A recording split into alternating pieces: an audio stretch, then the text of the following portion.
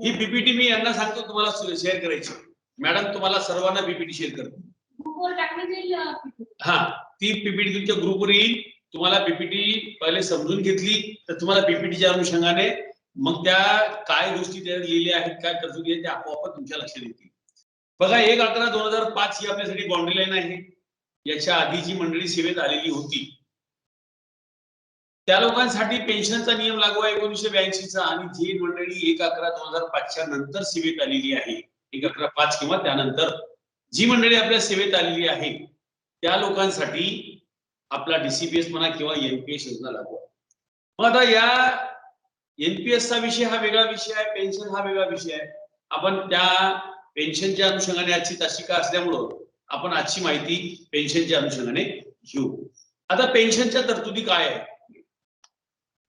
त्याच्या काय अटी शर्ती आहेत बघा. कर्मचारी सेवेत कायम किंवा स्थायित्वाचा दाखला प्राप्त झालेला असावा. बघा, सेवेत आलेला प्रत्येक अधिकारी कर्मचारी जेव्हा सेवेत येतो तेव्हा तो टेम्पररी असतो.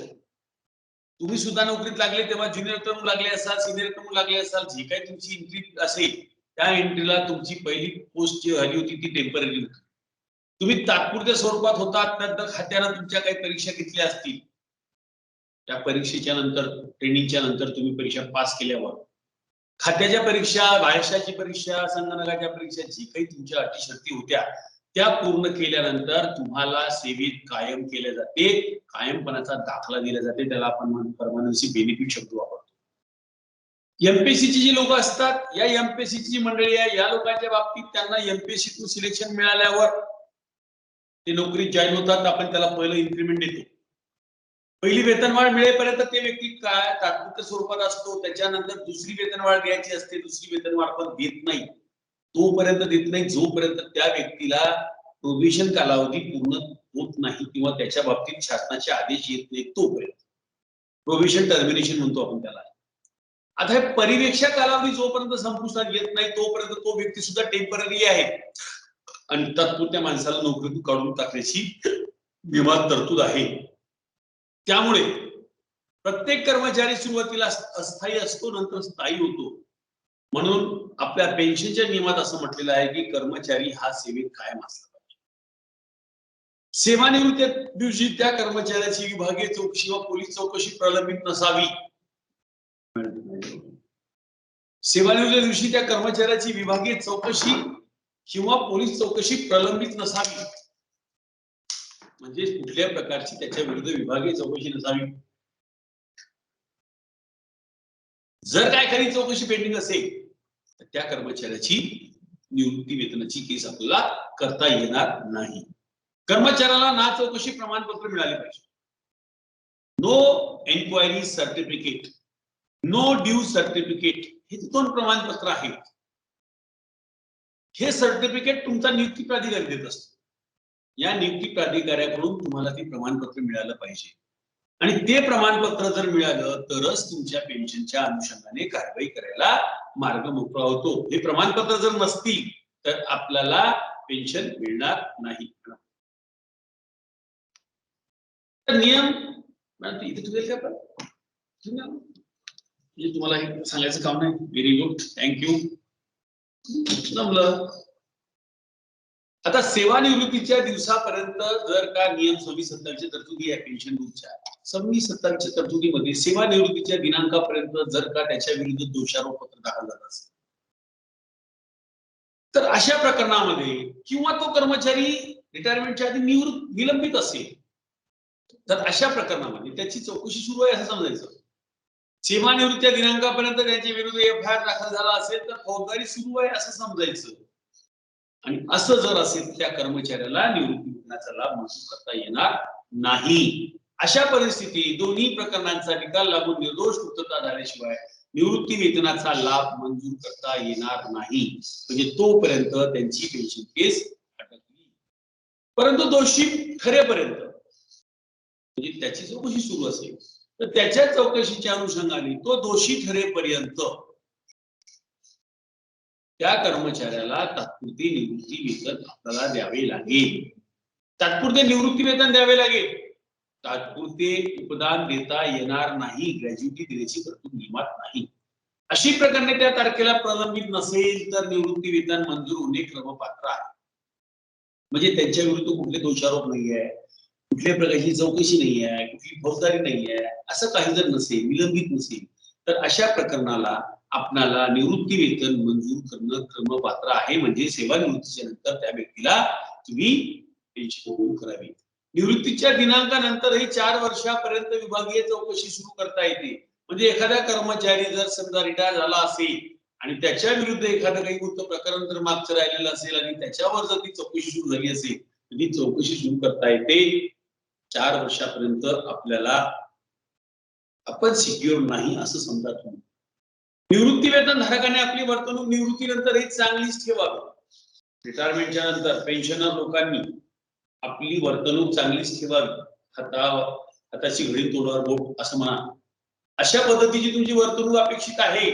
जर का तुमची वर्तणूक तशी नसेल, साजेशी नसेल, सर्वसामान्य व्यक्तीसारखी नसेल आणि अशा प्रकरणात जर तुमच्या हातून एखादा गुन्हा घडला, तुम्ही कोर्टात गेला, जेलमध्ये गेला, न्यायालयाने तुम्हाला दोषी ठरवलं, तर अशा वेळेला तुमची निवृत्ती वेतन काढून घेण्याची तरतूद नियमात आहे.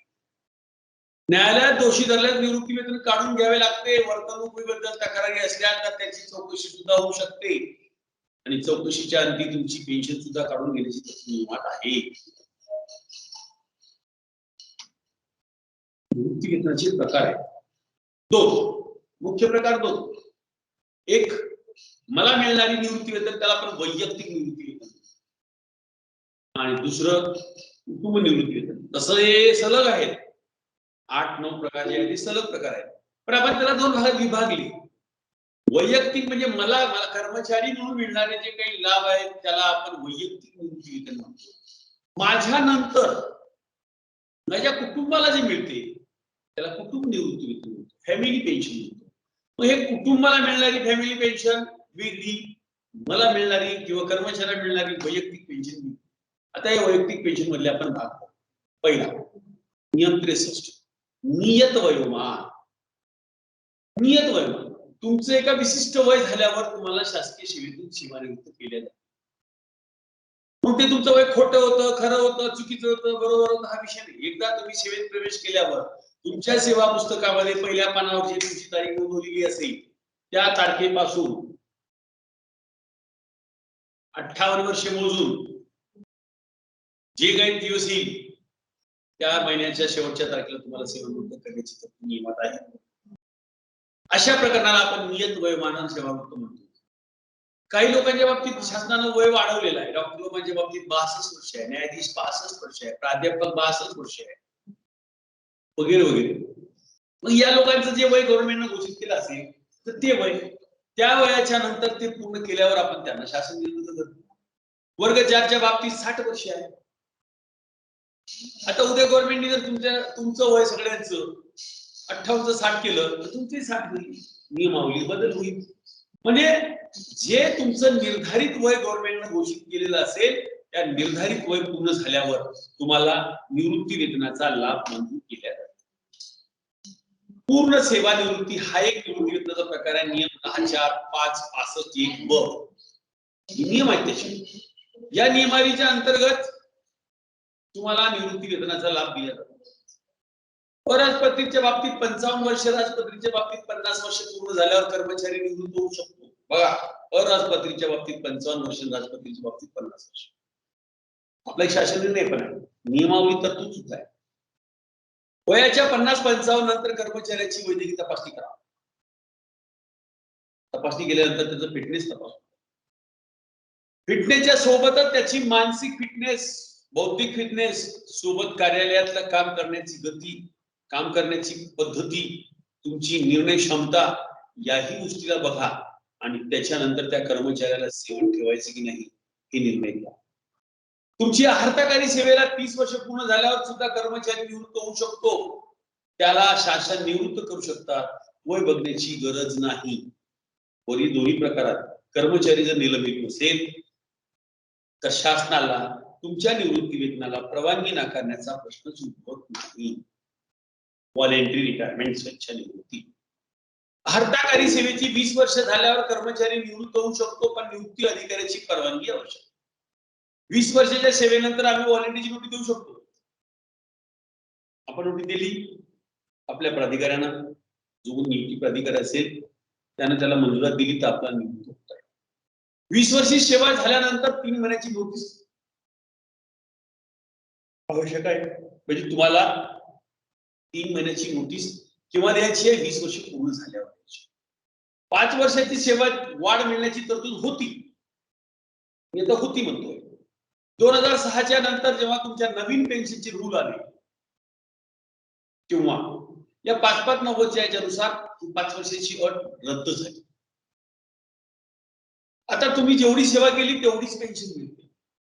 अगोदर 5 वर्ष 20 वर्ष नोकरी केली तर 25चं पेन्शन मिळायचं, 28 केली तर 33चं मिळायचं. कारण 6व्या वेतन आयोगापर्यंत तुम्हाला निवृत्ती वेतन देताना शासनाचा फॉर्म्युला असा होता, शेवटच्या वेतनाच्या 50% जर का तुम्ही पूर्ण 33 वर्षाची नोकरी केली असेल तर. पण तुमची तर नोकरी 20 वर्ष 22 वर्ष 24 वर्ष 25 वर्ष 12 वर्ष 10 वर्ष अशा प्रमाणात झालेली असेल, मोर दॅन 10 इयर्स. मी स्वेच्छेच्या सोबत दोन्ही अर्थ सांगतो तुम्हाला. तर तुमच्या त्या नोकरीच्या प्रमाणामध्ये तुम्हाला 33 वर्षाला इतकी तर 10 वर्षाला किती, 20 वर्षाला किती, 15 वर्षाला किती अशा पद्धतीची आपली गणना करून आपल्याला पेन्शन मिळत होती. म्हणून स्वेच्छानिवृत्तीमध्ये जे 5 वर्षाचा ग्रेस मिळत होता तो कसा मिळत होता? 22 वर्षाची नोकरी झाली, 5 वर्षाचा बोनस म्हणजे 27 वर्षाची पेन्शन मिळत आपल्याला पेन्शन जास्त मिळते. पण नंतर 6व्या वेतन आयोगापासून हे 5 वर्षाचा ग्रेस गव्हर्नमेंटने बंद केला. 3 महिन्याची नोटीस संपल्यानंतर दिनांकापर्यंत सेवानिवृत्त करता येते, केलं पाहिजे, ठेवायचं नाही नोकरी. नोटीस कालावधी संपण्यापूर्वी नोटीस मागे घेतला पाहिजे. आता मध्यंतरी मी एका ठिकाणी माझी वर्कशॉप होता, त्या ठिकाणी एका कर्मचाऱ्याने मला प्रश्न विचारला आणि त्यांनी त्याच्या कार्यालयातला एक इन्सिडेंट मला दाखवला. सर म्हणे तुम्ही तर सांगता म्हणे की व्हॉलंटरीची नोटीस दिली पाहिजे, 3 महिन्याची नोटीस दिली की त्याला रिटायर होता येते, त्याला रिव्ह्यू करायला पाहिजे. आमच्या डिपार्टमेंटने म्हणजे त्या कर्मचाऱ्याच्या बाबतीत त्याचं नाकार. काय झालं? कर्मचाऱ्याला नोटीस दिली. नोटीस देताना माझी प्रकृती ठीक नसल्यामुळे मला सेवानिवृत्त करावे असा शब्द वापरला संबंधित कर्मचाऱ्याच्या नियुक्ती प्राधिकाऱ्याने. त्या कर्मचाऱ्याला वैद्यकीय मंडळाचे तपासणी प्रमाणपत्र सादर करा आणि त्यामुळे तुमचा ऐच्छिक सेवानिवृत्तीचा अर्ज नामंजूर करण्यात आला.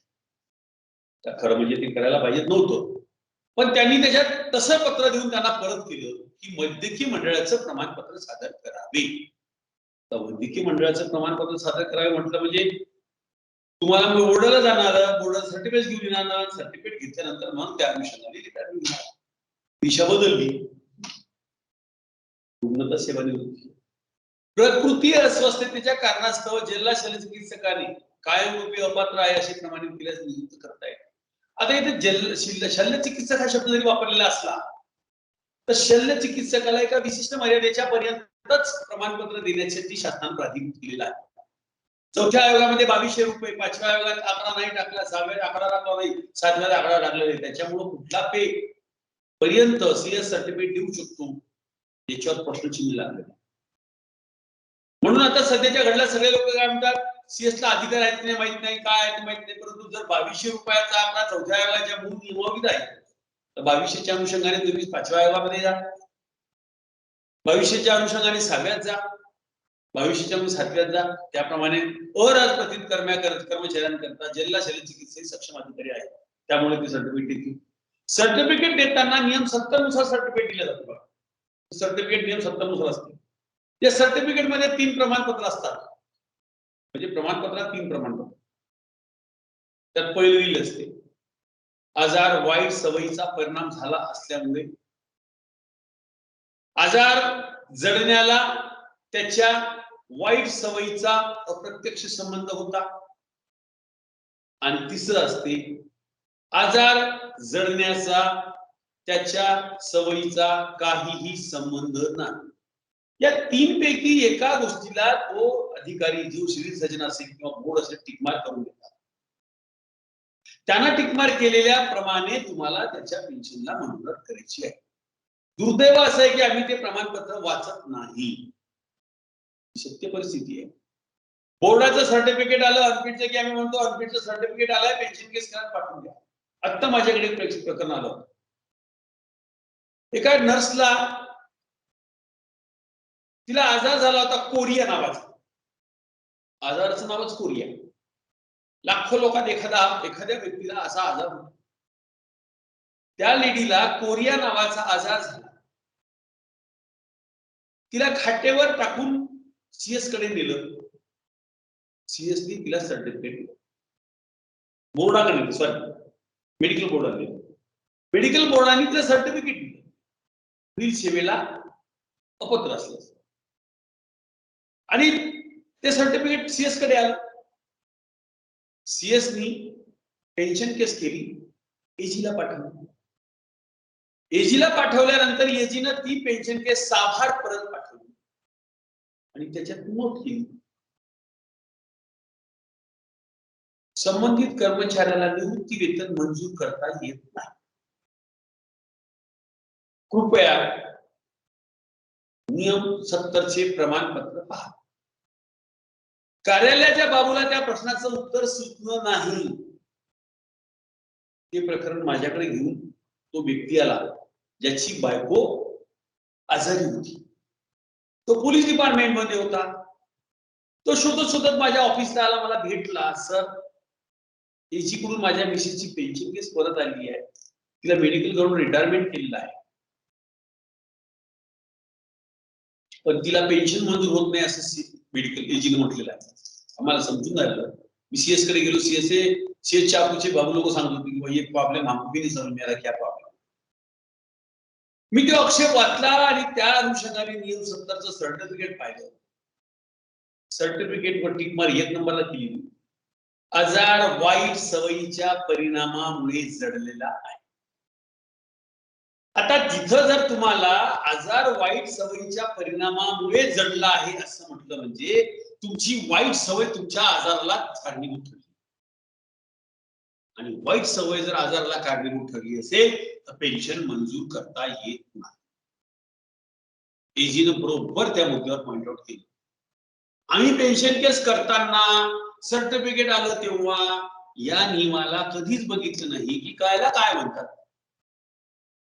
म्हणून आलेल्या सर्टिफिकेटला पहा की बोर्डाने कशावर टिक मार्क केलाय. जर का आजार वाईट सवयीच्या परिणामामुळे झालेला असेल तर त्याला निवृत्ती वेतन मिळणार नाही. आजार वाईट सवयीचा अप्रत्यक्ष संबंध असल्यास निवृत्ती वेतनात कपात करता येते.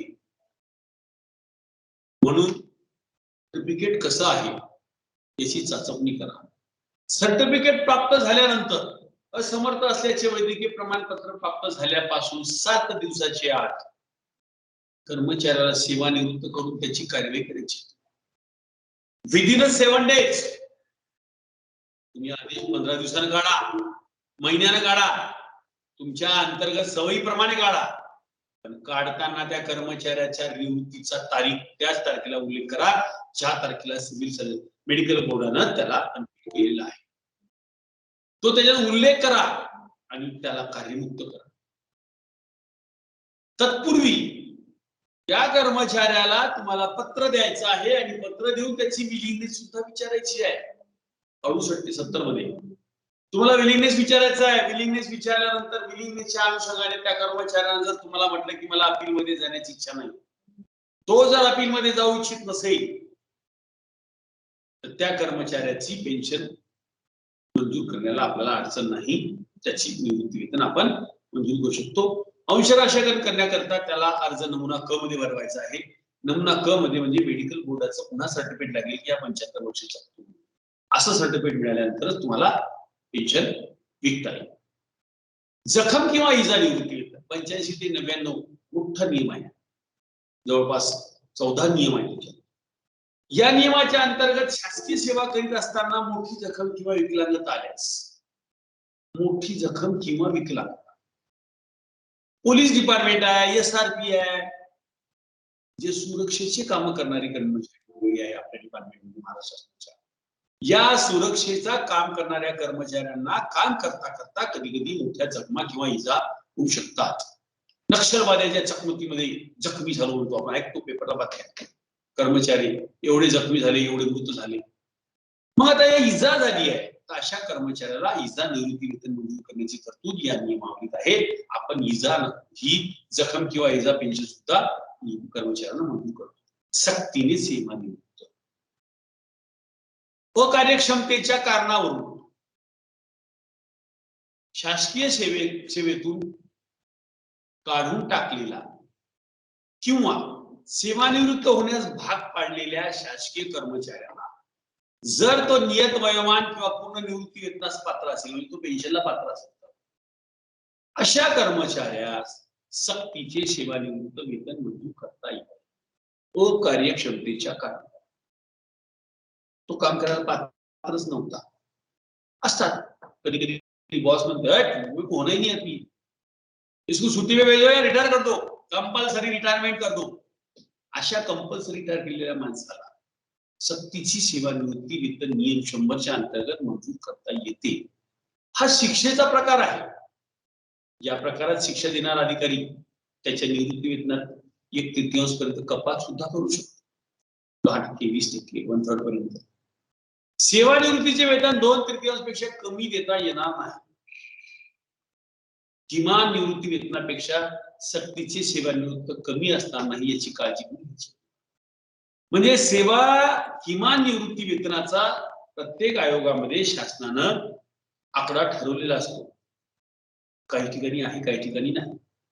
4थ्या आयोगामध्ये तुमचा पगार 750 होता क्लास 4चा, सर्वात लास्ट 750 940. या 750 940 हा वर्ग 4 कर्मचारी म्हणजे तुमचा शिपाई. या शिपायाच्या वेतन श्रेणीमधला शिपायाच्या पहिल्या दिवशीचा पगार म्हणजे 750. या 750च्या निम्म होते 375. 4थ्या आयोगामध्ये आमची पेन्शन होती मिनिमम 375. 5व्या आयोगामध्ये आमचा पे होता 2550 3200. 2550 3200 मध्ये पहिला टप्पा 2550. 2550च्या निम्म 1275. 7व्या वेतन आयोगामध्ये गव्हर्नमेंटने काही घोषित केलेलं नाही, 7व्या ते घोषित केलं नाही, तर मग आम्ही घोषित करायचं. आम्ही कसं घोषित करायचं?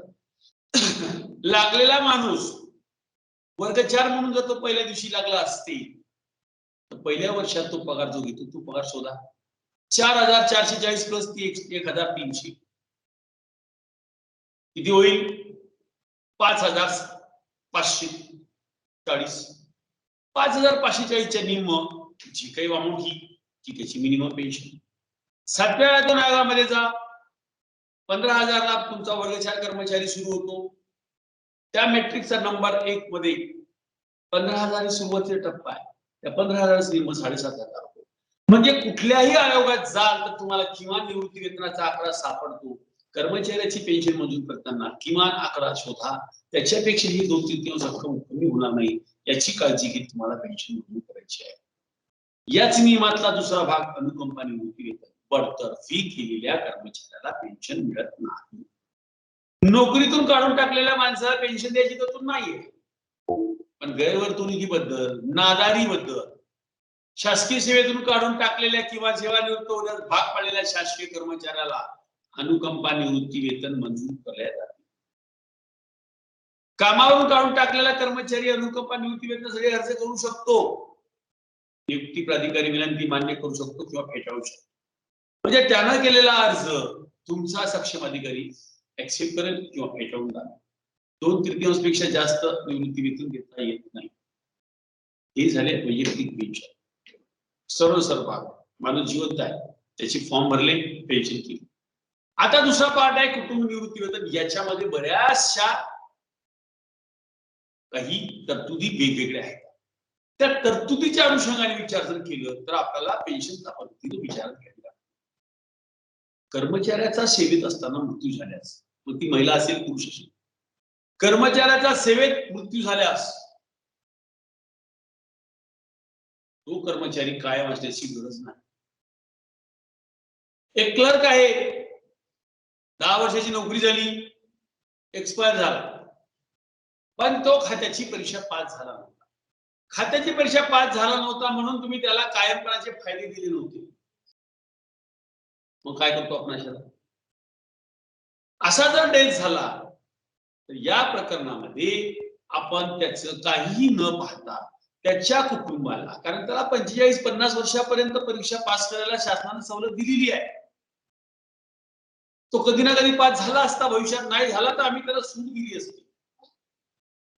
त्या तरतुदीच्या अनुषंगाने आता तो नाही आहे, परीक्षा पास करू शकणार नाही, ती बादच गव्हर्नमेंटनी क्षमापित केली आणि म्हणून डेथ झालेल्या कर्मचाऱ्याच्या कुटुंबाला परीक्षेची अट लागू होत नाही. सेवेत असताना मृत्यू झाला तरी, सेवेनंतर मृत्यू झाला तरी, इन सर्व्हिस डेथ झाला काय, रिटायरमेंटच्या नंतर डेथ झाला काय, असं जरी असलं तरी त्याच्या वारसदाराला, महिला कर्मचारी असेल तर तिचा पती, पुरुष कर्मचारी असेल तर त्याची पत्नी, यांना आपण पेन्शन मंजूर करणार. 7 वर्षापेक्षा कमी सेवा असताना जर डेथ झाला असेल, आता हा नियम आउटडेटेड झाला, म्हणजे हा 7 वर्षाची तरतूद आउटडेटेड झाली. आता 7व्या वेतन आयोगामध्ये आज वेतन घेताना आम्ही विचार जर केला 2001 म्हणजे 5 पासून जर विचार केला तर आज जवळपास 16 वर्ष झाली. आता कोणी जर मेला तर 7 वर्षात कोणी सापडणार नाही. तर फक्त माहिती असावी, 7 वर्षापेक्षा कमी सेवा असलेल्या कर्मचाऱ्याचा जर मृत्यू झाला तर त्याला सर्वसाधारणतः 30%, 7 वर्षापेक्षा जास्त सेवा झाली त्याच्यानंतर जर त्याचा मृत्यू झाला असेल त्याला पहिल्या 10 वर्षाकरता वाढीव दराने अंतिम वेतनाच्या 50%, ही तरतूद 6व्या वेतन आयोगापासून आहे. 5व्या वेतन आयोगामध्ये ही तरतूद फक्त 7 वर्षाची होती, पण 7व्या वेतन आयोगामध्ये 6व्या वेतनापासून ही तरतूद 10 वर्षापर्यंत केली. मृत्यू झाल्यापासून 10 वर्षापर्यंत तो वाढीव दराने पेन्शन घेईल, म्हणजे 50%, आणि ते 10 वर्ष पूर्ण झाल्याच्या तारखेच्या नंतर पासून 30% दराने. सेवानिवृत्तीनंतर कर्मचाऱ्याचा मृत्यू झाल्यास मृत्यूच्या दिनांकापासून 7 वर्ष किंवा वयाची 65 वर्ष, मृत्यूपासून 7 वर्ष किंवा 65 वर्ष, जे आधी असेल ते, तोपर्यंत त्यांना वाढीव दराने पेन्शन मिळेल. नंतर ती पेन्शन नॉर्मल दराने मिळेल. म्हणजे इन सर्व्हिस डेथ आणि आफ्टर सर्व्हिस डेथ दोन्हीमध्ये फरक आहे. पात्रता, फॅमिली पेन्शनला काय पात्रता, विधवा कर्मचाऱ्याच्या पत्नीला आपण विधवा म्हणतो. विधवा हयात असेपर्यंत पुनर्विवाह झाला तरी, तिनं पुनर्विवाह केला तरी 2015 पासून नवीन अमेंडमेंट आलेली आहे. पूर्वीची तरतूद अशी होती की 2015च्या पूर्वी जर का महिलेनं, पेन्शनर महिलेनं लग्न केलं तर तिची पेन्शन बंद होत होती. पण आता नवीन तरतुदीनुसार, या 11/6/15च्या तरतुदीनुसार, जर का त्या विधवेनं दुसरं लग्न केलं तरी सुद्धा तिला पेन्शन देण्याची तरतूद नियमात नाही. पण तिला जर का पहिल्या पतीपासून अपत्य असेल तर पेन्शन अपत्याला मिळेल. त्या अपत्याची ती पालक राहील, कारण आईच आहे. तर अशा वेळेला विधवा स्त्रीने पुनर्विवाह केल्यास तिला अपत्य असतील तर कुटुंब निवृत्ती मुलांना मिळेल. मुलं पात्र होईपर्यंत मुलं घेतील, म्हणजे मुलं पात्र होईपर्यंत म्हणजे 21 वर्षाचा मुलगा आणि 24 किंवा लग्न होईपर्यंतची मुलगी, या कालावधीपर्यंत हे पेन्शन मुलं घेतील आणि त्याच्यानंतर या मुलांची पेन्शन बंद होईल आणि ही बंद झालेली पेन्शन पुन्हा त्याच स्त्रीला नव्या घरी जुन्या नवऱ्याची पेन्शन ती जिवंत असेपर्यंत मिळेल. 16/9/2019 शासन. अपत्य जर मानसिक विकलांग असेल, तिचं अपत्य जर मानसिक विकलांग असेल तर त्या अपत्याला तळहयात कुटुंब निवृत्ती वेतन मिळेल. तळहयात म्हणजे ते अपत्य जिवंत असेपर्यंत. अर्थातच त्या अपत्याची ती सुद्धा पालक राहणार आणि त्या अपत्याची पालक असल्यामुळे त्या पालकाच्या अनुषंगाने ती पेन्शन ती घेणार आणि त्या मुलांना पालन पोषण करणार. त्या मानसिक विकलांग अपत्याचं, शारीरिक अपंग असलेल्या अपत्याचा जर का डेथ झाला तर त्याची पेन्शन पुन्हा तिला नव्यानं मंजूर होईल. विधूर महिला कर्मचारी आहे, तिचा डेथ झाला, महिला कर्मचाऱ्याचा डेथ झाला आहे, तिचा पती पेन्शन घेतो, त्याला आपण विधूर म्हणतो. विधुरांच्या बाबतीत नियमात तरतूद अशी आहे तो कर्मचाऱ्याचा पती त्या महिला कर्मचाऱ्याच्या पतीनं जर का जिवंत असेपर्यंत पेन्शन मिळेल, पण जर का त्यानं दुसरं लग्न केलं, पुरुषाला दुसरं लग्न करता येणार नाही, त्यानं जर दुसरं लग्न केलं तर त्याची पेन्शन बंद होईल. म्हणजे महिलेला लग्न करायला परवानगी आहे, पुरुषाला लग्न करायला परवानगी नाही. मुलाचं वय 21 होईपर्यंत किंवा अर्थार्जन सुरू करेपर्यंत, मुलीचं वय 24 होईपर्यंत किंवा तिचा लग्न होईपर्यंत यापैकी जी आली असेल तोपर्यंत ती पेन्शनला पात्र आहे. नंतर त्यांची पेन्शन संपुष्टात येईल. मानसिक विकलांग अपत्यास हयातभर शल्य चिकित्सकांचे प्रमाणपत्र उपजीविका करण्यास असमर्थ असल्याची खात्री होण्याच्या अधीन राहून नियम 116 असेल, नियम 8-10-11 असेल किंवा आताचा लेटेस्ट 2018चा शासन निर्णय असेल, यामध्ये शासनानं तरतूद केलेली. आता 2018च्या त्यांनी आता या 11च्या शासन निर्णयामध्ये म्हणा किंवा 116च्या नियमामध्ये तरतूद अशी होती की पेन्शन त्या कर्मचाऱ्याला मिळेल, तो गेल्यानंतर त्याच्या जोडीदाराला मिळेल. म्हणजे जे उभयता कुटुंब आहे, नवरा बायको यांना पेन्शन मिळेल. आणि जर का त्यांचं अपत्य तसं असेल, विकलांग अपत्य असेल, मेंटली डिसऑर्डर असेल, फिजिकली डिसऑर्डर असेल आणि सिव्हिल सर्जन त्याला उपजीविका करता येत नाही असं प्रमाणपत्र दिलं असेल, तर त्या कर्मचाऱ्याच्या पेन्शनसाठी या दोघांच्या डेटच्या नंतर कार्यवाही करण्याची तरतूद. पण आता 2018 आता नवा शासन निर्णय निघाला, त्या शासन निर्णयामध्ये त्यांनी आता असं म्हटलेलं आहे, आता याप्रमाणे आपल्याला कार्यवाही करायची आहे. त्याच्यात असं म्हटलं आहे की ज्या दिवशीला तुम्ही त्या कर्मचाऱ्याची पेन्शन करायला घ्या, त्या दिवशीला त्या कर्मचाऱ्याच्या पेन्शन मधल्या नमुना 3 मध्ये या विकलांग अपत्याचं फोटो सहित जिल्हा शल्य चिकित्सकाने दिलेलं वैद्यकीय प्रमाणपत्र आणि सोबतच जिल्हा शल्य चिकित्सकाने दिलेलं उपजीविका करण्याला असमर्थ असल्याचं प्रमाणपत्र. बघा, 2 सर्टिफिकेट वेगळे आहे ना, हँडिकॅप सर्टिफिकेट वेगळं, उपजीविका करण्यास असमर्थ असल्याचं सर्टिफिकेट वेगळं. हे 2 सर्टिफिकेट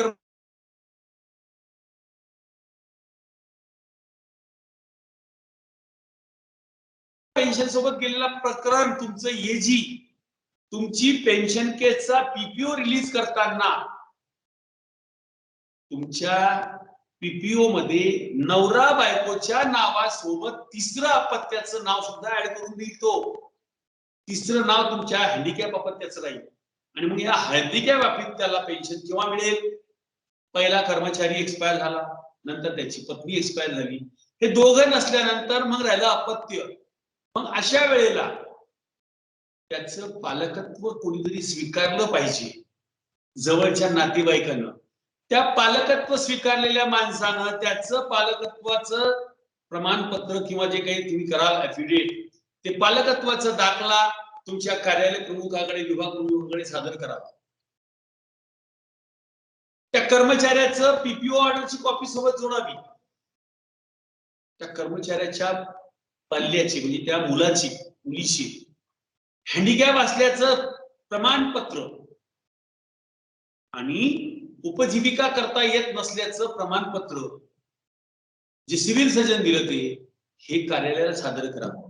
कार्यालयाने हे 3 कागद जर सिव्हिल सर्जनला याला पुन्हा ट्रेझरीला पाठवल्यावर ट्रेझरी त्या मानसिक विकलांग अपत्याला प्रमाणपत्र आपलं पेन्शन मंजूर करेल. कोणता मुद्दा? विधवा. मागे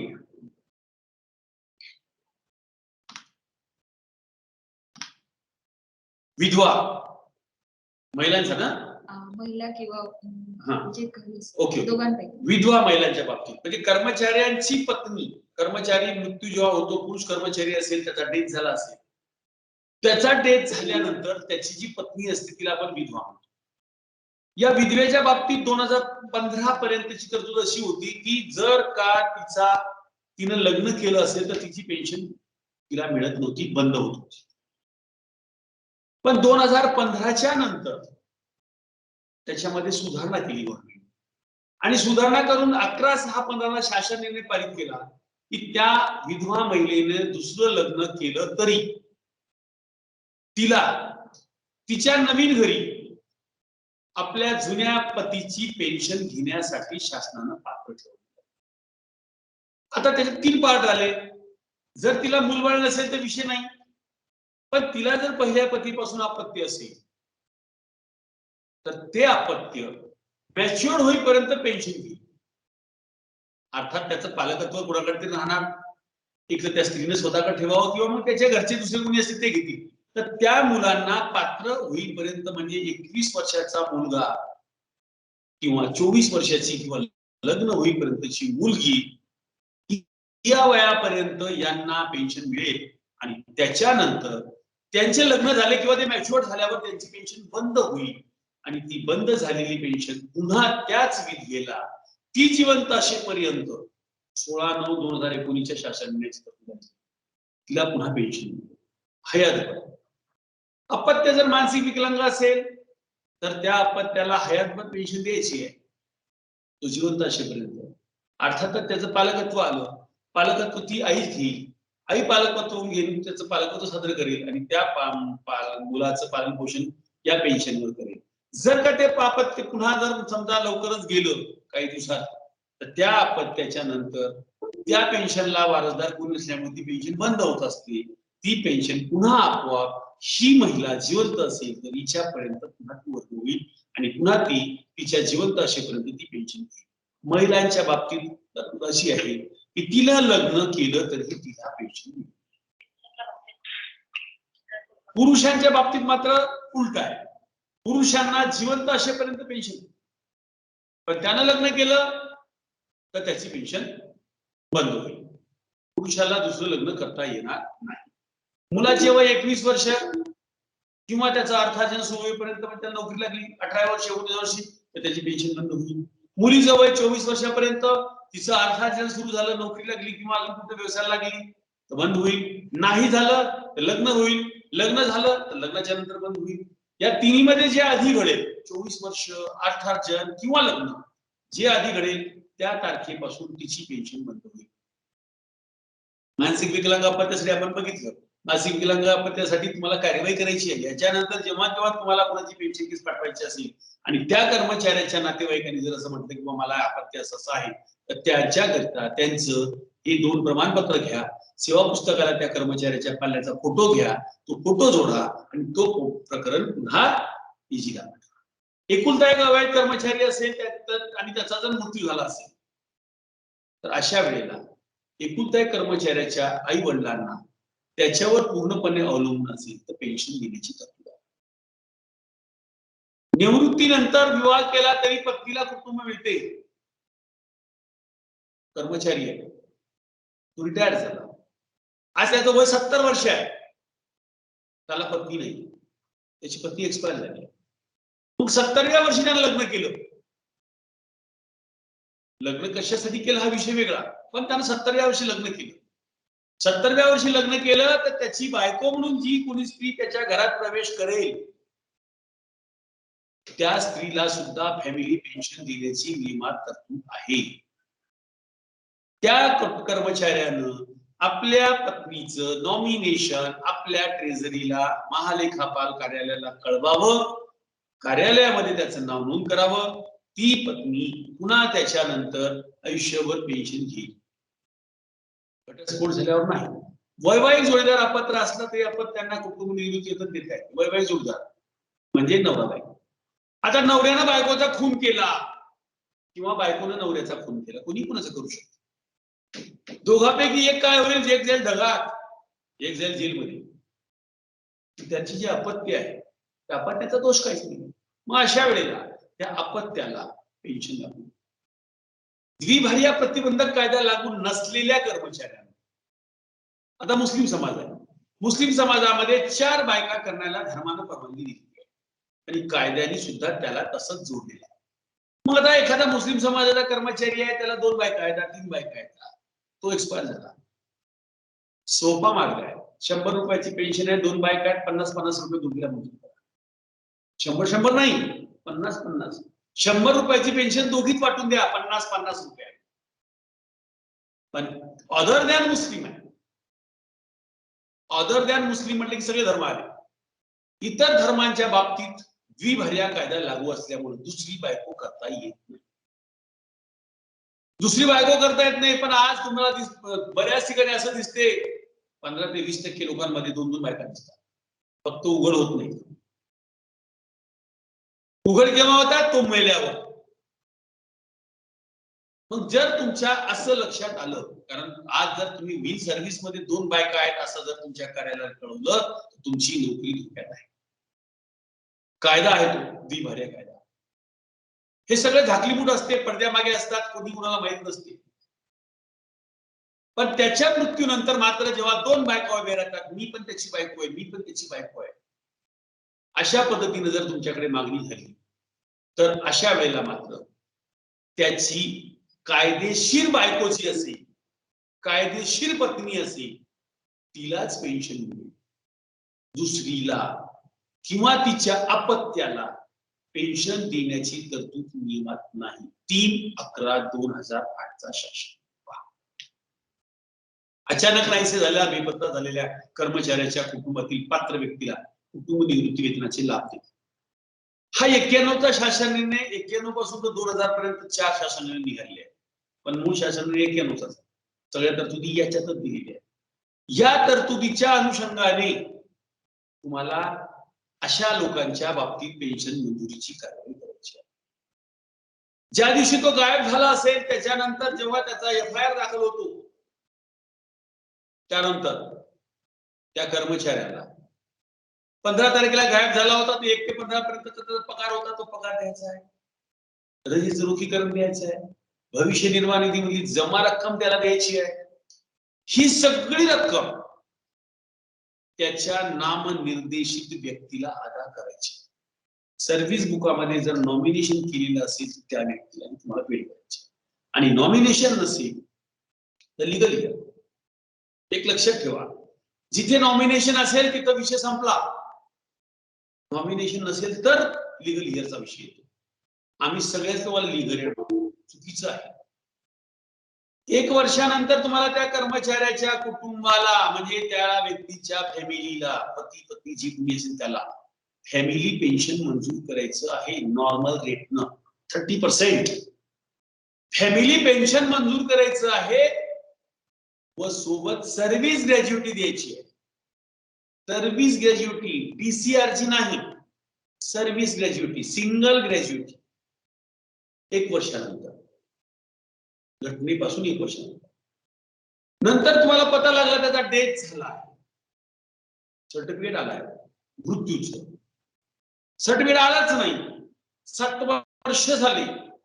मग 7 वर्षानंतर त्या कर्मचाऱ्याच्या नॉमिनी मृत्यूपदान म्हणजे DCRची डबल ग्रॅज्युटी याला म्हणतो आपण, ती अदा करायची आहे. मग आपण सिंगल ग्रॅज्युटी दिली होती, त्याच्यातून ती वजा करा आणि त्याच्या फरकाची रक्कम त्याला अदा करा.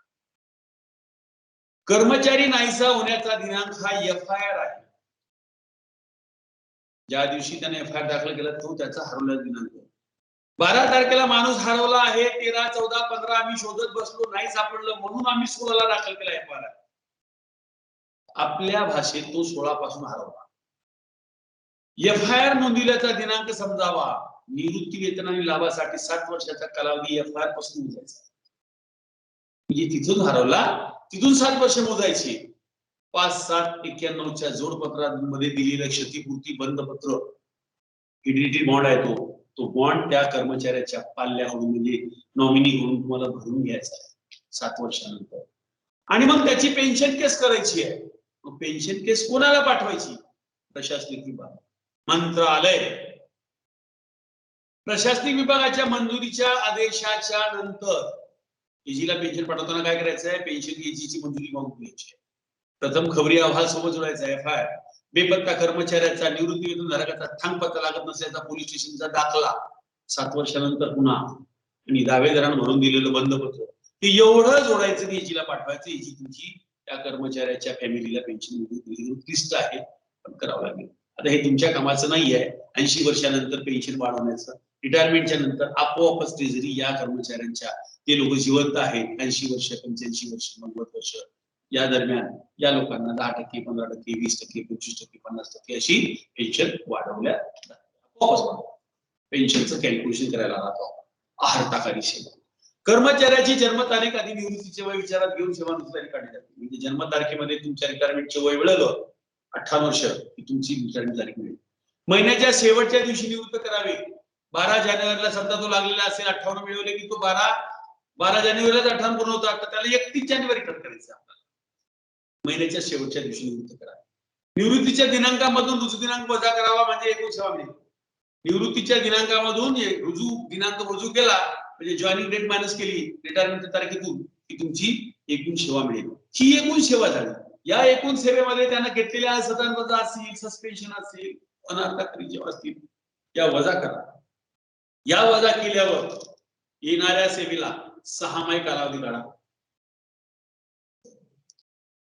6 माही कालावधी म्हणजे काय? एका वर्षाला 2 6 माही. 28 वर्ष नोकरी झाली आहे. 28 वर्ष नोकरी झाली म्हणजे 28 आणि 56 6 माही झाली. 3 महिन्यापेक्षा जास्त असेल तर त्याचा एक 6 महिना काउंट करा. 3 महिन्यापेक्षा कमी असेल तर सोडून द्या. उदाहरण आहे जन्मतारीख 2/12/62. 58 वर्ष त्याचं वय आहे रिटायरमेंटचं म्हणजे तो रिटायर होईल 2/12/20 ला. पण नियम असा नाही म्हणत. नियम असा म्हणतो त्या महिन्याच्या शेवटच्या दिवशीला मग त्याची नियुक्ती आपण करू 31/12 ला. 31/12/2020 ला सेवानिवृत्त होईल. नियुक्तीचा दिनांक त्याच्यातून मायनस केला 88चा 2/5/88 मायनस केलं तर त्याची नोकरी होती 32 वर्ष 7 महिने 29 दिवस. मग 32 वर्ष 7 महिने 29 दिवसाचे बघा 32 दोन्ही 64 आणि 7 महिन्याचा 1 असे 65 म्हणजे 65 6 माही कालावधी एवढी यानं सेवा केली आहे. पेन्शनची गणना करायची आहे. निवृत्तीच्या दिनांकाला 10 वर्षापेक्षा जास्त हाताखाली सेवा केली असेल तर पेन्शन मिळते. मग इथं काय करतो आपण त्याचं लास्ट पे किंवा सरासरी 10 महिन्याचं वेतन यापैकी जे जास्त असेल त्याच्या 50%. निवृत्ती वेतनाकरता वैद्यकीय अधिकारी यांना मिळणारा एनपीएस सुद्धा पेन्शन मध्ये विचारात घेतला जातो. 10 वर्षापेक्षा सेवा कमी असल्यास त्याला पेन्शन मिळणार नाही तर त्याला सर्व्हिस द्यायची होती. आपण त्याला सर्व्हिस द्यायची. सेवा उपदान हाताखाली सेवेच्या प्रत्येक 6 माही अंतिम वेतनाच्या 1/4 दराने वेतन याप्रमाणे गणना केली जाते. आता ही गणना कशी केली जाते बघा. सूत्र वेतन भागिले 4 गुणिले हाताखाली सेवेचा 6 माही कालावधी बरोबर सेवा उपदान. या फॉर्म्युल्यामध्ये तुम्ही बसवा कॅल्क्युलेशन येईल. जर का कर्मचाऱ्याचा डेथ झाला रिटायरमेंट आणि डेथ 2 गोष्टी वेगळ्या आहेत. आपण आधीचे जे पाहिलं होतं हे होतं सेवा उपदान. आता पाहतोय मृत्यू उपदान. मृत्यू उपदान आणि सेवा उपदान फरक काय आहे? मृत्यू उपदान हे सर्वसामान्य जणांना मिळते. एका महिन्याला 1/4 या दराने. मृत्यू उपदान त्याचे डबल मिळते. मेल्यानंतर डबल पेन्शन ग्रॅज्युटी मिळते. ह्या प्रकारे मग त्याच्यात फॅक्शन केले त्यांनी. 1 वर्षापेक्षा कमी सेवा असताना तो जर मेला असेल तर त्याच्या फॅमिलीला 2 पट. 1 ते 5 वर्षापर्यंत सेवा झाली आणि त्याचा जर डेथ झाला असेल त्याला 6 पट. 5 ते 11 वर्षाला 12 पट. 11 ते 20 वर्षाला 20 पट. या प्रमाणामध्ये तुम्ही त्याला ग्रॅज्युटी. इथे तुम्हाला 1 वर्षाची कमी सेवा असताना मृत्यू झालेल्या कर्मचाऱ्याच्या बाबतीत एक लक्षात ठेवायचं आहे. कर्मचाऱ्याचं वैद्यकीय तपासणी झालेली असली पाहिजे. आपल्या सर्व्हिस बुकामध्ये त्याच्या मेडिकल फिटनेसची नोंद असली पाहिजे. आता 1 वर्षाची सेवा होण्याच्या आत जर तो कर्मचारी डेथ झाला असेल याचा अर्थ तो ऍक्सिडेंटल डेथ आहे. नॅचरल डेथ होऊ शकत नाही. मग आपल्याला त्या कर्मचाऱ्याला पात्र असण्यासाठी मेडिकल सर्टिफिकेट कंपल्सरी आहे. महालेखापाल अशा प्रकरणामध्ये तुमचं मेडिकल सर्टिफिकेट मागणी करते. कम्युटेशन पेन्शन विकणे अंशराशीकरण विकणं करणं काय कंपल्सरी नाही. वैकल्पिक आहे. ऑप्शनल. वाटलं तर करा नाही तर नका करू. इच्छा असेल तर विका नाही तर नका विकू. निवृत्ती वेतनाच्या 40% पर्यंत विकता येते. म्हणजे 10%, 20%, 30%, 40% कितीही विकू शकतो. Up to 40%. निवृत्तीपूर्व 3 महिने आधी नमुना ब भरावा. म्हणजे भरायचा असेल तर नमुना ब भरा. रिटायरमेंटच्या नंतर तुमची पेन्शन घेत जात असेल तर नमुना अ भरा. आणि 1 वर्षानंतर जर तुम्हाला जर पेन्शन केस भरायची असेल आफ्टर 1 इयर जर तुम्हाला पेन्शन विकायची असेल तर नमुना क आणि मेडिकल सर्टिफिकेट बोर्डाचं तुम्हाला सोबत जोडावं लागेल. त्याचं सूत्र आहे अंतिम निवृत्ती वेतन 40% बरोबर अंश राशी रक्कम गुणिले 12 गुणिले 8.371. आता हा 8.371 आणला कुठून बघा. शासन निर्णय 1/19 शासन निर्णय आहे पेन्शनचा 7व्या आयोगाचा. 30 ऑक्टोबर 2009 आहे 6व्या वेतन आयोगाचा. आता मी 6व्याच्या आधी तुम्हाला नेत नाही. तर या दोन शासन निर्णयामध्ये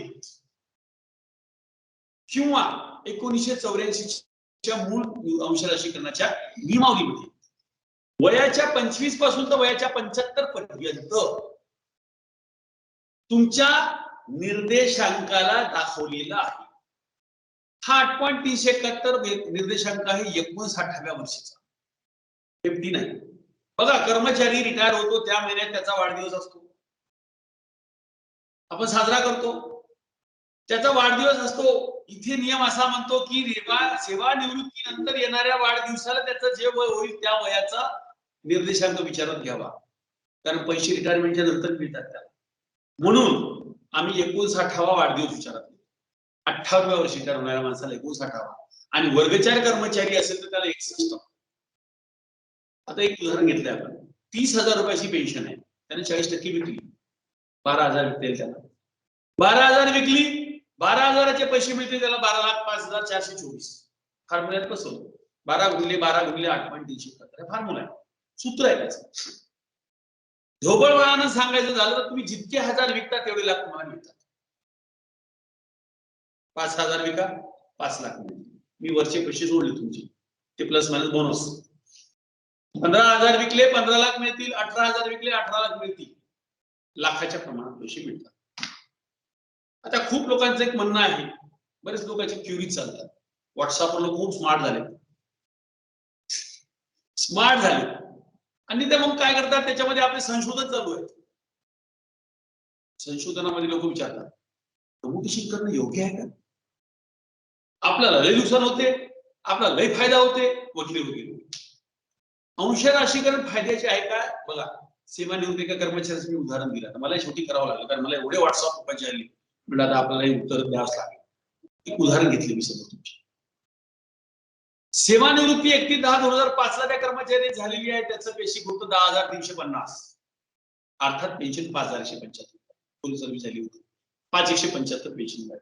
त्या माणसाला 30% पेन्शन दिली. 5,175 मधून 30% विकली 1,553. 1,553 विकली म्हणजे त्याची पेन्शन 5,175च्या ऐवजी 3,622 मिळणार.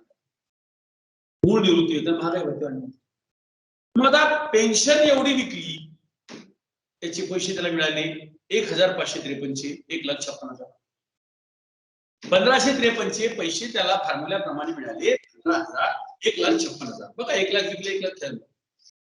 शासनाला त्यानं परत काय केलं, 1,553 गुणिले 180 महिने, 15 वर्षाचे 180 महिने होतात, 18 2,89,540 त्याला परत केले.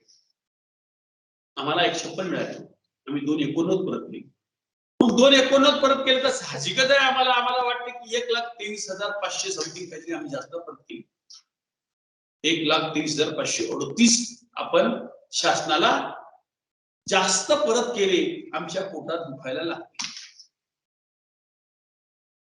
खरंच तेवढे दिले म्हणजे आपण जास्त दिले का गव्हर्नमेंटला?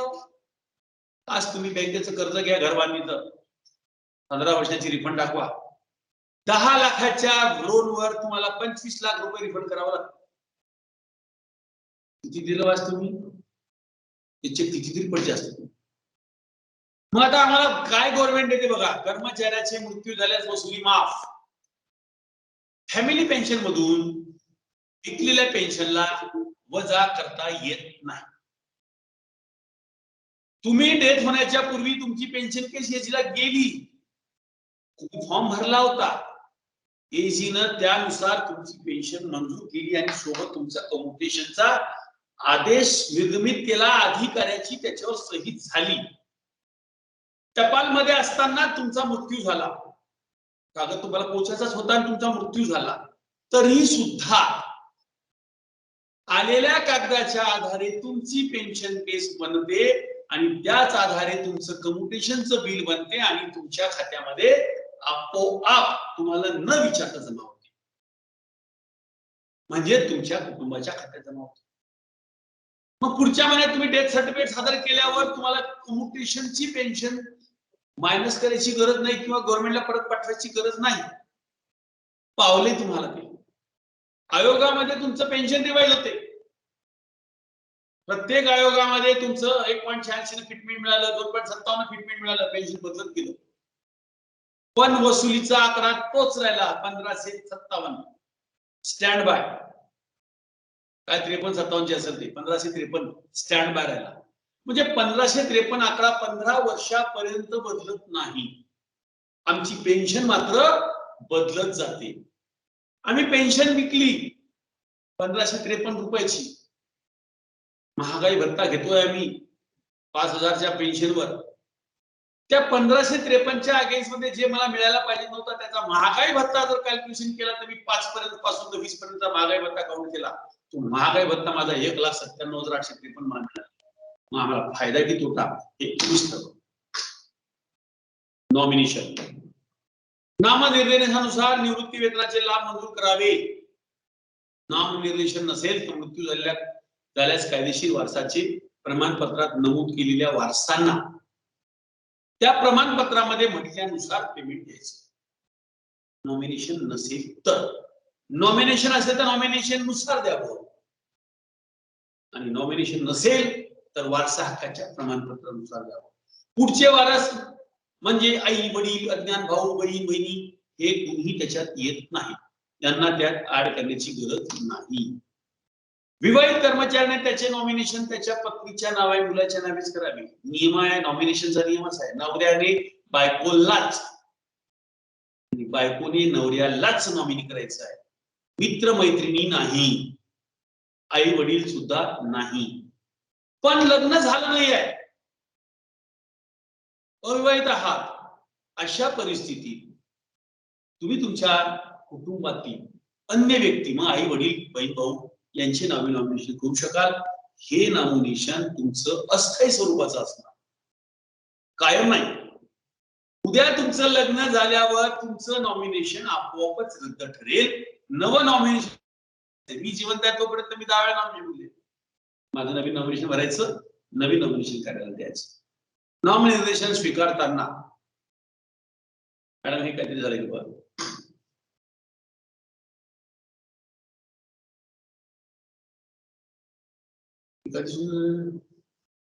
स्क्रीन काय झालं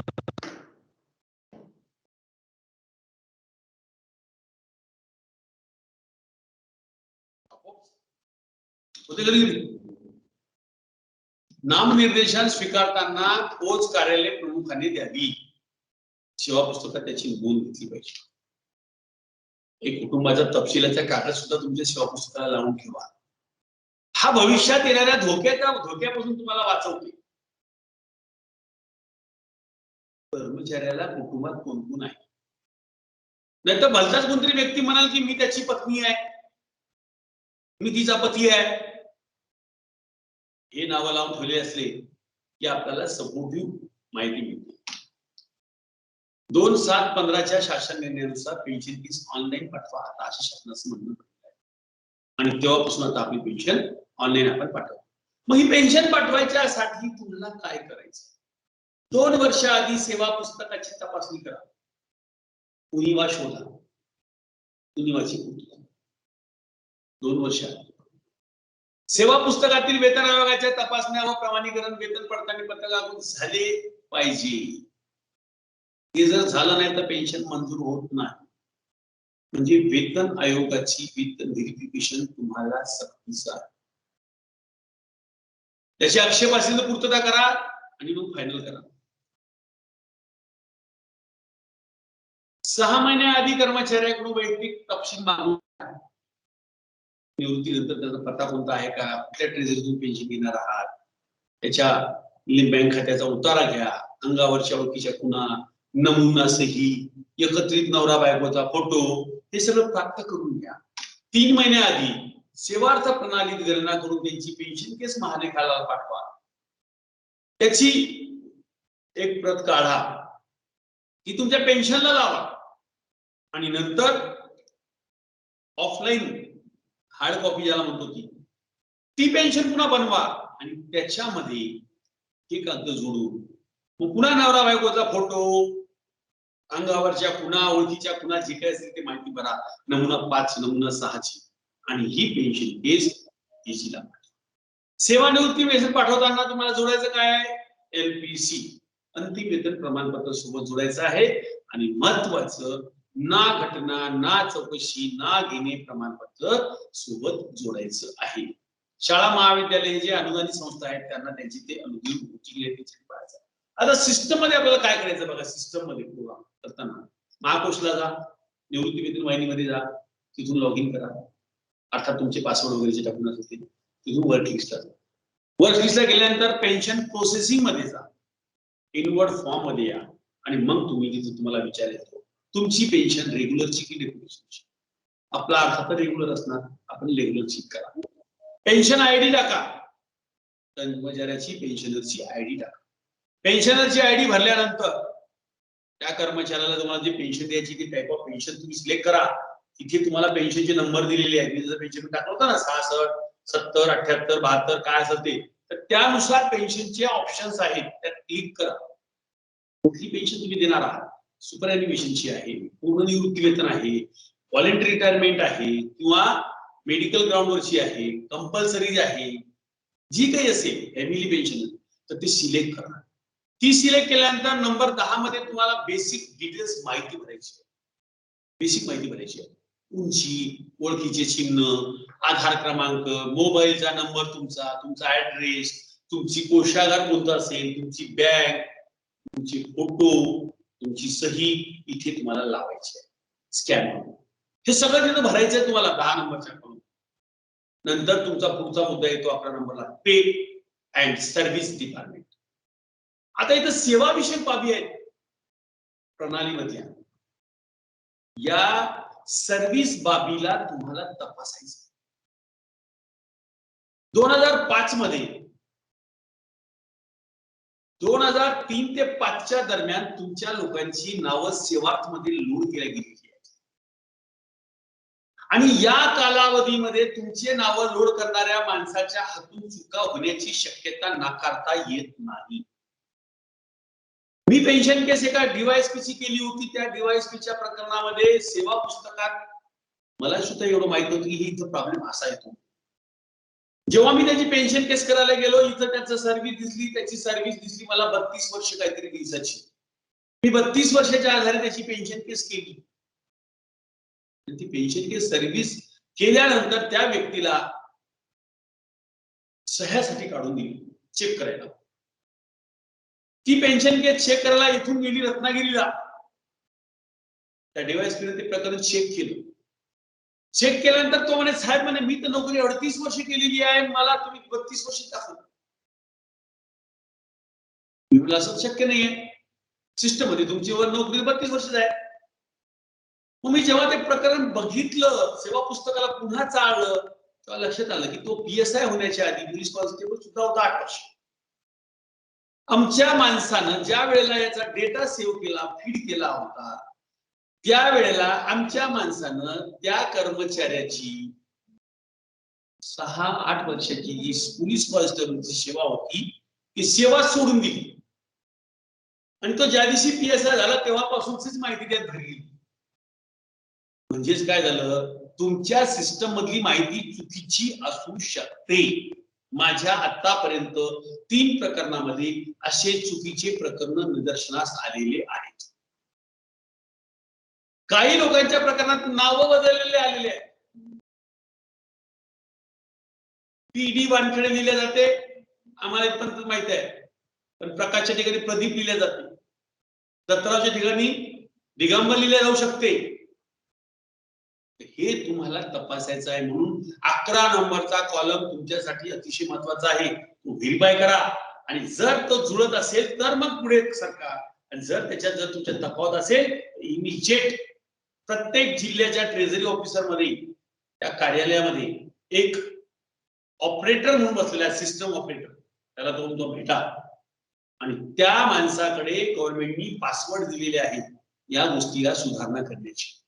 पत्र घेऊन जा, तुमच्या चुका काय ते त्या निदर्शनास द्या, तो त्या पत्राच्या आधारे तुमची ती चूक दुरुस्त करून तुमची ती अपडेट करून देईल. हे लक्षात ठेवा. 11 नंबरचा कॉलम तुमच्यासाठी व्हेरिफिकेशनचा आहे. नंतर 12 नंबर मध्ये पेन्शन निवृत्तीचा दिनांक टाकला की तुमची कॅल्क्युलेशन आपोआप तयार होणार. कॅल्क्युलेशन आपोआप येते सिस्टम मध्ये. एक्सेल मध्ये तुमच्या माणसानं ज्यानं कोणी बनवलं असेल त्यांनी तर करून ठेवलाय. आमची पेन्शन कॅल्क्युलेशन येईल जाते. फक्त तुम्ही मॅन्युअली पुन्हा एकदा चेक करा की केलेली कॅन्सल बरोबर चेक करा. शक्यतो बरोबरच असते. त्याच्यानंतर 13 मध्ये फॅमिलीचे डिटेल्स भरा. नवरा बायको मुलं नावं भरायची आहेत आपल्याला. ती फॅमिली डिटेल्स भरा. रिकव्हरी असेल तर रिकव्हरी भरा पुढच्या कॉलम मध्ये. जर का त्याची रिकव्हरी असेल, गव्हर्नमेंट क्वार्टर खाली गेलं नसेल किंवा एखादी ओव्हर पेमेंट असेल, विधान पडताळणी रिकव्हरी प्रपोज केली असेल, डिपार्टमेंटने प्रपोज केली असेल, कॉम्प्युटर परीक्षा पास केली नाही त्याची वसुली असेल वगैरे वगैरे, त्या रिकव्हरीची अमाऊंट या कॉलम मध्ये ऍड करा. आणि त्याच्यानंतर शेवटी तुम्हाला चेकलिस्ट येते. चेकलिस्ट मध्ये तुम्ही ते तपासा. हे सगळं प्रकरण कोण करते? असिस्टंट करते. असिस्टंट हे करायचं आहे. आणि हे केल्यावर ही पेन्शन केस तुम्हाला पाठवायची आहे डीडीओला. डीडीओ त्याचं व्हेरिफिकेशन करेल आणि पुन्हा तुम्हाला पाठवेल. तुमच्याकडे आली की तुम्ही ती एजीला. ज्या कर्मचाऱ्यावर विभागीय चौकशी न्यायिक चौकशी चालू असेल त्यांना उदरनिर्वाहासाठी तात्पुरते निवृत्ती वेतन देण्यात यावे, परंतु तात्पुरते निवृत्तान देता येणार नाही. प्रोव्हिजनल पेन्शन द्या, ग्रॅज्युएटी देऊ नका. पहिल्या 6 महिन्यासाठी कार्यरत प्रमुख, पुढच्या 6 महिन्यासाठी विभाग प्रमुख. नियम 126 मध्ये तरतूद आहे आणि 2020 चा हा शासन निर्णय आहे. त्यामुळे कोविडच्या याच्यामध्ये ही तरतूद वाढली आहे. आपल्याला 1 वर्षापर्यंत डिपार्टमेंटला तरतुदी आहे आणि 1 वर्षाच्या नंतरच्या कालावधीसाठी एजीच्या परवानगीने आपल्याला पुढची पेन्शन देता येते. ज्या कर्मचाऱ्यांची निवृत्ती वेतन कागदपत्र अभावी किंवा पुस्तकात काही वॉन्टिंग आहे काही आहे, अशा प्रकरणामध्ये जर का त्याचं पेन्शन थांबलेलं असेल ना चौकशी प्रमाणपत्र आलं असेल तर त्याला तात्पुरते निवृत्ती वेतन व अनुदान सुद्धा देता येते. या माणसाला एजी पुढचं एक्सटेन्शन देत नाही. निवृत्ती वेतनाचे लाभावर व्याज. आत्ताच मी तुमच्या डिपार्टमेंटच्या 3 लोकांच्या प्रकरणामध्ये 8-9 लाखाचं व्याज काढून दिलेलं आहे. इंटरेस्ट काढून दिलेला आहे. हा एक पाठ. उद्या या प्रकरणाची जबाबदारी तुमच्यावर येऊ शकते. हे तेवढंच खरं. निवृत्ती वेतन 6 महिन्याच्या त्या माणसाला दिलं पाहिजे. उपदान 3 महिन्याच्या दिलं पाहिजे. रजा रोखीकरण 1 महिन्याच्या आत, घटना विमा 3 महिन्याच्या आत. जर या कालावधीच्या आत तुम्ही त्यांना त्यांचे लाभ दिले नाही तर तुम्हाला भविष्य निर्वाह निधीच्या व्याज दरानुसार व्याज द्यायची तरतूद. हे व्याज तर गव्हर्नमेंट मंजुरी करेल 0.49 हेड खाली. पण हे व्याज देण्यासाठी जो कोणी व्यक्ती विलंबाला जबाबदार असेल अशा अधिकारी कर्मचारी यांच्याकडून व्याज वसूल करण्यात येईल. एवढं पण लक्षात ठेवा. या पार्श्वभूमीवर सर्वांनाच निवृत्ती वेतन मंजूर करणं तात्पुरतं आवश्यक आहे. इष्ट राहील. धन्यवाद. आता या प्रकरणामध्ये जर का तुमचे काही प्रश्न असतील मॅडम तुमच्या तर तुम्ही माझ्याशी हे घ्या. प्रश्न असतील तर तुम्ही विचारू शकाल. आपण त्याच्यावर 5 मिनिटं चर्चा करू.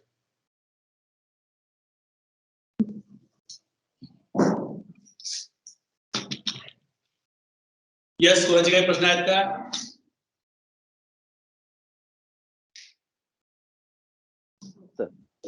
हॅलो. हा बोला. आमच्या कार्यालयामध्ये एक सुपरवायझर आहेत. हॅलो. हॅलो. हा बोला ना. हा, आमच्या कार्यालयामध्ये सुपरवायझर आहेत. त्यांच्या पहिल्या पत्नीला खावटी चालू आहे. बर. आणि त्यांनी असं नामनिर्देशन बदलवण्यासाठी त्यांच्या आईचं नावचा अर्ज केलेला आहे. बर. आणि त्यांनी दुसरं लग्न सुद्धा केलेलं आहे. ओके. तर नामनिर्देशन हे त्यांच्या आईच्या नावाने आपल्याला करता येईल का? आता बघा, पहिला मुद्दा तर असं आहे, नॉमिनेशन नवऱ्याने बायकोलाच आणि बायकोने नवऱ्यालाच करायचं. आता पहिल्या पत्नीचं खावटी चालू आहे म्हणजे तिचं घटस्फोट झाला काय? नाही. नाही. मग तिचा घटस्फोट झाला नसेल तर दुसरी बायको करता येईल काय? नाही. आता हे जे झालं ते सगळं इलिगल झालं. हो, हो. बरोबर आहे ना? बरोबर. हो, सगळं इलिगल झालेलं आहे. मग आता हो. इलिगल झालेलं असेल तर अशा प्रकरणामध्ये उद्या जर का समजा दुर्दैवानं या कर्मचाऱ्याचा हं, बरं वाईट झालं, हं. पहिली पत्नी पेन्शनला हकदार आहे, दुसरी नाही. बरोबर, आई कुठं आहे? आई कुठंच नाही आहे. बरोबर. आईचा हिशोब लग्न झालं की संपला. एकदा बरोबर. बायकोच्या हातात पोराचं हात दिला की आईचं काम बरोबर. संपलं. Okay sir. त्याच्यामुळं त्यांना ते केलेली कृती चुकीची आहे. पहिल्या पत्नीचं नॉमिनेशन जर रद्द केलं तर त्यांना मग लिगल इयरची मागणी, हे जिवंत आहेत तोपर्यंत ते पेन्शन कोणाला मिळणार नाही, यांनाच मिळणार. बरोबर. पहिल्या पत्नीलाच मिळेल. यांनाच मिळणार, हे जिवंत आहे तोपर्यंत. हो, हा मुद्दा कधी येणार? यांच्या मृत्यूनंतर. जर त्या दरम्यान यांच्या पहिल्या पत्नीचा विषय जर मार्गी लागला बरोबर. तर दुसऱ्या पत्नीचा विषय होईल विचाराधीन. हे समजा आता त्यांना सगळं घटस्फोट हे सगळं ज्युडिशियल मॅटर तयार झाला. Okay sir. त्यांना समजा घटस्फोट दिला, त्या पहिल्या पत्नीला कोर्टाने पहिल्या पत्नीला घटस्फोट दिला, घटस्फोट झाला. आणि त्यांनी हे दुसरं लग्नाचं समजा सांगितलं, की मी दुसरं लग्न केलेलं आहे. हो, तर नामनिर्देशन तेव्हा करता येईल का आपल्याला?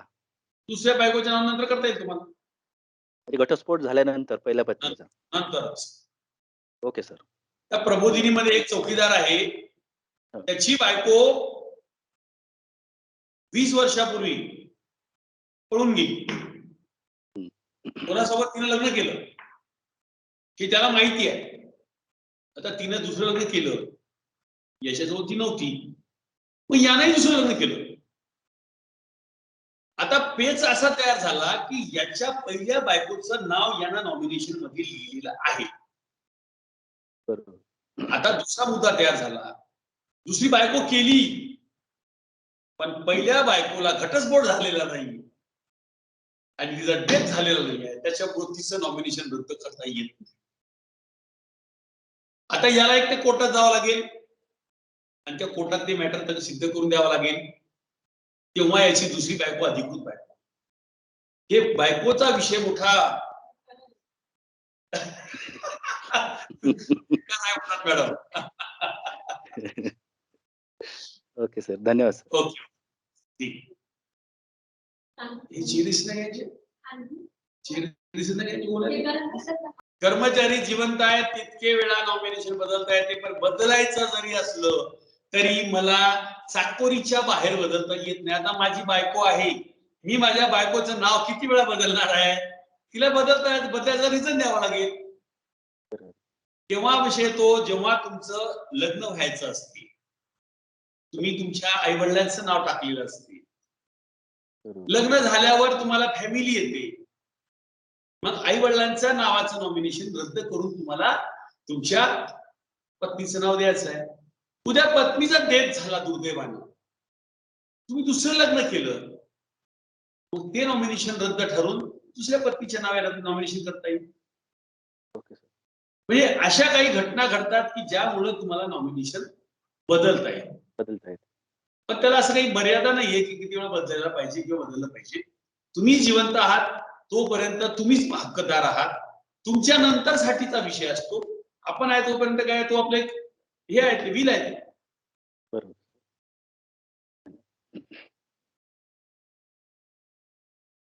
यस, बोला कांबळे साहेब.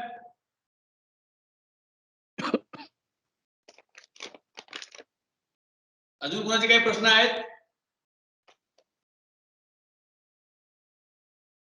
सर आणखी एक होतं. हा बोला. आमच्या इथे एक कृषी अधिकारी सेवानिवृत्त झालेले आहेत. कृषी अधिकारी त्यांच्या सेवानिवृत्त झाले आहेत. बरं. त्यांचे एन-ओ-सी आलेले नाहीये आणि त्यांच्याकडे विभागीय चौकशी सुरू आहे. ओके, येणारच नाही एलओसी, ची चौकशी संपत नाही हो. तोपर्यंत. तर त्यांना आम्ही तात्पुरती पेन्शन सुरू केलेली आहे. ओके, पहिले 6 महिने आणि नंतरचे 6 महिने हे शासन बर निर्णयानुसार कोविडच्या. बर आणि आता याच्या पुढची जी पेन्शन आहे, ते तात्पुरती पेन्शन आम्ही विभाग प्रमुखाला पाठवलेली आहे मान्य करण्यासाठी. ओके. तर त्यांनी अजून काही हा, पाठवलेलं नाहीये रिप्लाय. तर त्यांचं असं म्हणणं होतं, म्हणजे फोनवरच बोलणं झालं होतं आमचं. तर ते बोलले होते की बा नियम 130 सांगितलं काहीतरी त्यांनी. अ, हम्म. विभागीय चौकशी चालू असेल तर त्यांना परमिशन एजीकडून घ्यावं लागतं. महालेखापाल 162 रूल आहे तो. महालेखापाल हां. कडून तुम्हाला परमिशन घ्यावी लागते या प्रकरणामध्ये. हां, हां, हां. पेन्शनच्या रूल मध्ये सॉरी पेन्शनच्या रूल मध्ये असं म्हटलेलं आहे की 6 महिन्यापर्यंत जुना रूल जो आहे आपला, त्या रूल हो. मध्ये त्यांनी 6 महिन्यापर्यंत आपल्या कार्यालय प्रमुखाला अधिकार दिले. आता कोविड मध्ये ते वरिष्ठ कार्यालयाला दिले 6 महिने वाढवून. बरोबर. परंतु जर त्याही कालावधी जर त्याच्या प्रकरणाचा निपटारा झाला नसेल, बरोबर. तर तुम्हाला त्या दोन्ही प्रकरणाचा आढावा घेऊन आपला आदेशाची कॉपी सोबत जोडून प्रस्ताव एजीला पाठवायचा आहे. आणि त्याच्यामध्ये तुम्हाला नमूद करायचंय की संबंधित कर्मचाऱ्यांच्या विरुद्ध विभागीय चौकशी प्रस्तावित झालेली असल्यामुळे त्यांना पुढील विभागीय चौकशीचा अंतिम निकाल लागेपर्यंत तात्पुरते निवृत्ती वेतन अदा करण्याला मान्यता द्यावी. महालेखापाल तुम्हाला till finalization of the provisional त्यासोबत पेन्शन. त्यांच्यासोबत पेन्शन केस सुद्धा पाठवायची काही गरज नाही ना? नाही. फक्त पत्र पाठवा. फक्त आणि तुम्ही तात्पुरतं पेन्शन जे चालू आदेश ठेवायची. केला होता, ओके. पेन्शनचा 6 महिन्याचा आदेश होता ना तुमचा पहिला, हो, हो, हो. आहे. तो आदेशाची प्रत सोबत जोडायची. ओके. म्हणजे सेवा पुस्तक आणि पेन्शन केस पाठवायचं काही काम नाही समजा आपल्याला. काही नको. फक्त ते दोन ओके. कागद जोडा. तुम्ही मंजूर ओके. केलेली तुमच्या वरिष्ठ कार्यालयाला मंजूर केलेली पेन्शन. Okay sir. आणि त्या धन्यवाद. पेन्शनच्या प्रस्तावामध्ये नमूद करा, या कालावधीपासून या कालावधीपर्यंत कार्यालय प्रमुखाने मंजूर केली आहे, या कालावधीपासून या कालावधीपर्यंत विभाग प्रमुखाने मंजूर केलेली आहे. यानंतरच्या निवृत्ती वेतन मंजुरीचे अधिकारी या कार्यालयात असल्यामुळे आपल्या स्तरावरून मंजुरी प्रदान करावी. एजी तुम्हाला एक पत्र पाठवून देईल, एक ट्रेझीला पत्र पाठवून देईल. Till finalization of the pension case तुम्हाला प्रोव्हिजनल पेन्शनची मान्यता मिळून जाईल. Okay sir.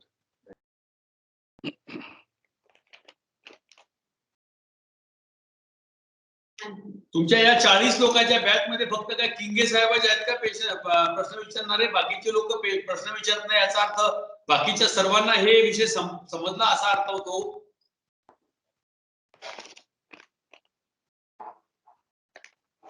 काही कोणाच्या अडचणी? याचे दोन अर्थ होतात. एक तर मी सांगितलेलं कोणाला समजलं नाही किंवा सगळं समजलं. हा बोला मॅडम, बोला. Hello sir. हॅलो. हा बोला. सर मला थोडं एनपीएस बद्दल विचारायचं होतं. कॅमेरा बंद आहे तुमचा, कॅमेरा सुरू करा. एक मिनिट सर.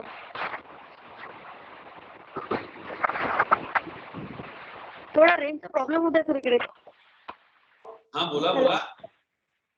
कॅमेरा सर सुरू मला करा. एनपीएस थोडा रेंजचा प्रॉब्लेम आहे, सुरू केला मी पण ते दाखवत नाही. हॅलो. हा बोला ना. एनपीएस बद्दल विचारायचं होतं. आमच्याकडे एक एम्प्लॉई आहे, म्हणजे त्या अनुकंपावर लागल्या होत्या आणि त्यांची झाली आहे डेट. बर.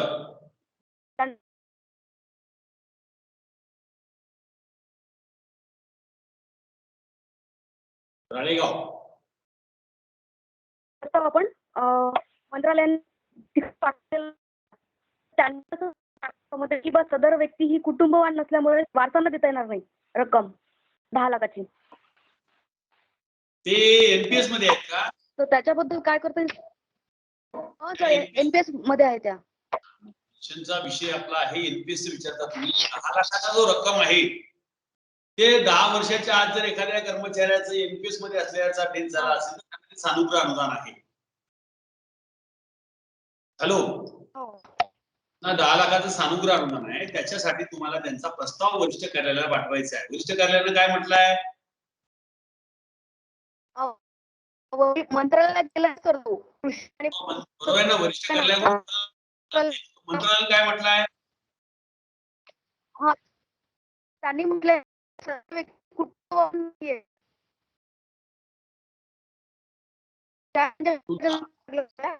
तुमचा आवाज कटतोय मॅडम. सर ते रेंजचा प्रॉब्लेम आहे का?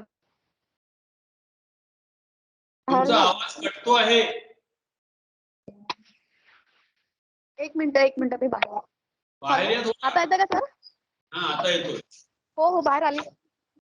सर म्हणजे तिकडनं आक्षेप आलेला आहे एक की बा सदर व्यक्ती ही कुटुंबवान नसल्यामुळे वारसांना देता येणार नाही रक्कम समजा. कुटुंबवान त्यांना फॅमिली नाही, त्यांना मूल वगैरे नाही आहे का? सर काहीच नाहीये, मुलबाळ नाहीये त्यांना. बरोबर आहे ना, नो फॅमिली असेल मग पैसा कोणाला द्यायचा? हा तर त्यांनी वारस म्हणून एक भावांचं नॉमिनेशन दिलं होतं सर आधी हा. जिवंत असताना. बाबांचं नाव दिलं होतं तर भावांचं मग तुम्ही भावांचं प्रस्तावासोबत त्यांच्या तसं त्यांच्या वडिलाच्या नावे नॉमिनेशन केल्याचं नॉमिनेशन फॉर्म सोबत जोडला नव्हता काय? नाही वडील नव्हते सर ते, म्हणजे भाऊ होते. भाऊ दिलं होतं सर, नॉमिनेशन दिलेलं आहे आणि त्यांनी कोर्टातून लिगली आणलेलं आहे समजा हा, भावांनी वारसदार आहे बा म्हणून याचं. तरी सुद्धा पण मग त्यांनी शासनाने त्यांना फॅमिली नाही असं म्हटलंय. हो सर. अच्छा, सानुग्रह अनुदानामध्ये फक्त कुटुंबापुरतं मर्यादित लाभ देण्याची तरतूद आहे, त्याच्यामुळे त्यांनी ते नाकारलं असेल. हा सर. पण सर त्यात जो जी.आर. आहे सानुग्रहांचा समजा त्याच्यामध्ये तर असं म्हटलेलं आहे की वारस प्लस म्हणजे कुटुंब प्लस वारसदारच म्हटलेलं आहे सरळ. पण वारसदार म्हटलेलं आहे तर तुम्ही त्या पद्धतीने मग तुम्हाला आता गव्हर्नमेंटला पुन्हा मग खुलासा करावा लागेल ना त्या पद्धतीनं. शासन निर्णयाचा रेफरन्स सोबत जोडा, न्यायालयाने दिलेलं वारसा हक्काचं प्रमाणपत्र जोडा आणि तुमच्या डिपार्टमेंटच्या प्रत्येक अधिकाऱ्याकडून म्हणजे तुमचा जेडी असेल, एसएओ असेल, आयुक्त असेल, यांच्याकडून तशी शिफारस स्ट्रॉंगली व्हायला पाहिजे मग त्यांना. हो तसं आधी झालेलं आहे सर एक वेळा, म्हणजे सुरुवातीला जेव्हा दिलं ना आम्ही तेव्हा मग कोर्टातून लिगलीच दिलेलं आहे त्यांना, पण त्यांनी ते हे केलेलं आहे. मला त्याच्याबद्दल विचारायचं होतं की बा त्याच्यामध्ये काय करता येईल आपल्याला, म्हणजे देता येईल का की बा म्हणजे तुम्हाला द्यायसाठी शासन मंजुरात देईल तेव्हा द्याल ना तुम्ही. हा प्रकरणाला मंजुरात कोण देणार? अंतिम शासन. शासन शासन स्तरावरून तुमच्या पहिल्या फेऱ्यामध्ये प्रकरण नाकारलंय, नाकारलेलं आहे सर. तर त्याच्यामध्ये दुसऱ्या काही अजून उणीवा आहेत का ते बघा, काय काय आहे ते. लागले तुम्ही एक काम करा, माझा नंबर तुमच्या स्क्रीनवर आहे, तुम्ही मला उद्या निवांत फोन करा आणि त्याच्यावर मला त्यांचं तुमचं जे शासनाचं पत्र आलं ते व्हॉट्सअपवर टाका, मी पत्र पाहतो आणि नंतर मग तुम्हाला बोलतो. ओके सर धन्यवाद सर.